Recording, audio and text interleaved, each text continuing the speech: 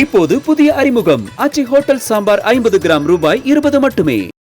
போக்குவரத்து துறை அமைச்சர் SS சிவசங்கருடைய குன்னம் தொகுதி நிலவரம் மற்றும் அந்த தொகுதி மக்களோட எதிர்பார்ப்பு என்னன்னு விரிவாக பார்க்கலாம். மக்களே, உங்க தொகுதி பத்தி கொஞ்சம் தெரிஞ்சுக்கோங்க. குன்னம் சட்டப்பேரவை தொகுதி பெரம்பலூர் மாவட்டத்தில் குன்னம் வட்டத்தைச் சேர்ந்த பகுதிகள், ஆலத்தூர் வட்டத்தைச் சேர்ந்த பகுதிகள், அரியலூர் மாவட்டத்தில் செந்துறை வட்டத்தைச் சேர்ந்த பகுதிகளை உள்ளடக்கின தொகுதி. குன்னம் தொகுதியில் நெல், பருத்தி, முந்திரி சாகுபடி அப்படின்னு விவசாயம் தான் மக்களுடைய பிரதான வாழ்வாதாரமாக இருக்கு. 2025 டிசம்பர் 19 SIR வரைவுப்படி பார்த்தோம்னா தொகுதியில் 1,28,817 ஆண் வாக்காளர்களும் 1,31,556 பெண் வாக்காளர்களும் 3 பாலின வாக்காளர்கள்னு மொத்தமா 2,60,376 வாக்காளர்கள் இருக்காங்க.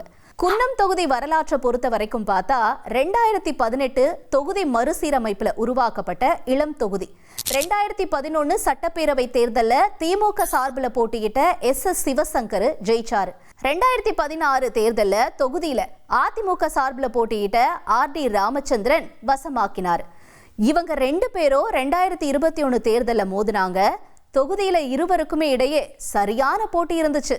இறுதியா தேர்தல் முடிவுல 1,03,922 வாக்குகளை பெற்று திமுகவை சேர்ந்த SS சிவசங்கர் ஜெயிச்சாங்க.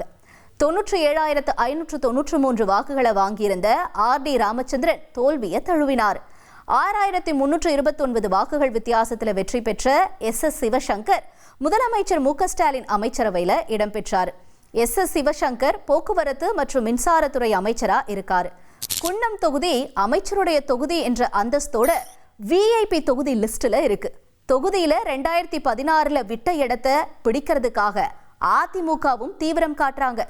தொகுதியில இந்த தேர்தலில் போட்டி எப்படி இருக்க போகுதுன்ற எதிர்பார்ப்பு கொஞ்சம் அதிகமா தான் இருக்கு.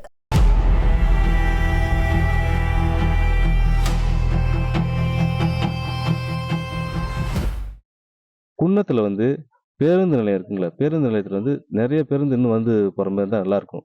ஏன்னா அங்கே இருந்து தான் நிறைய ஊர்களுக்கு மக்கள் போயிட்டுருக்காங்க. சென்னை, திருச்சி, விழுப்புரம் அப்படின்னு போகிறாங்க. மதுரை, கன்னியாகுமரி நிறைய ஊருக்கு போகிறாங்க. பக்கத்தில் பேருந்து நிறைய பேருந்து நின்று சென்றதுன்னா கொஞ்சம் நல்லாயிருக்கும். அதுக்கு வசதியாக பேருந்து நிலையத்தை இன்னும் கொஞ்சம் பெருசாக கொஞ்சம் கட்டினா கொஞ்சம் நல்லாயிருக்கும். அரசு மருத்துவமனைகளில் டாக்டருங்க எப்பவுமே பற்றாக்குறை இருக்குது. நர்ஸு அதே போல் இவங்க மட்டும் பற்றாக்குறை இல்லை, மருந்துகள் நிறையா மருந்து இல்லை. அதை வெளிப்படைத்தன்மையாக அரசு ஒத்துக்கணும். எல்லா மருத்துவமனையிலையும் இந்த குன்னம் சட்டமன்றத்தில் இருக்கக்கூடிய துணை சுகாதார நிலையங்கள்லையும் சரி, GHலையும் சரி, கரெக்டாக எல்லா மெடிசன்ஸும் இருக்கணும். ப்ரைவேட்டுக்கு போக வேண்டிய அவசியமே இருக்கக்கூடாது. எல்லா நேரமும் எந்த டாக்டரும் இல்லை அப்படிங்கக்கூடிய நிலை இருக்கணும். அப்படின்னா காலி பணியிடங்களே மருத்துவத்துறையில் இல்லாமல் இருந்தால் மட்டும்தான் இது சாத்தியமாகும். தனியார் தான் நேரடியாக இங்கே பருத்தி ஆலைக்கு கொண்டு போய் போடுறோம். அவங்க கம்மியான ரேட்டுக்கு தான் எடுக்கிறாங்க. இதே நாங்கள் ஆத்தூர் போனோம்னா இதை விட ஒரு 1000 ரூபா, இப்போ ஒரு 7000 ரூபாய்க்கு இங்கே ஒரு குவிண்டால் எடுக்கிறாங்கன்னா அங்கே 8000 ரூபா, 8500 ரூபா ஆத்தூருக்கு போகுது. ஒரு விவசாயி இங்கேருந்து வண்டியை பிடிச்சிக்கிட்டு ஆத்தூர் போக வேண்டிய சூழ்நிலை இருக்குது. இதே நம்ம தொகுதியில் ஒரு பருத்தி கொள்முதல் நிலையம் அரசாங்கத்தில் அமைச்சு கொடுத்தாங்கன்னா நல்லாயிருக்கும். மதுபானத்துக்கு பெரம்பலூர் மாவட்டத்தில் குடோன் வச்சுருக்கீங்க. இங்கே விவசாயிகளுக்கு ஒரு குடோன் இல்லை.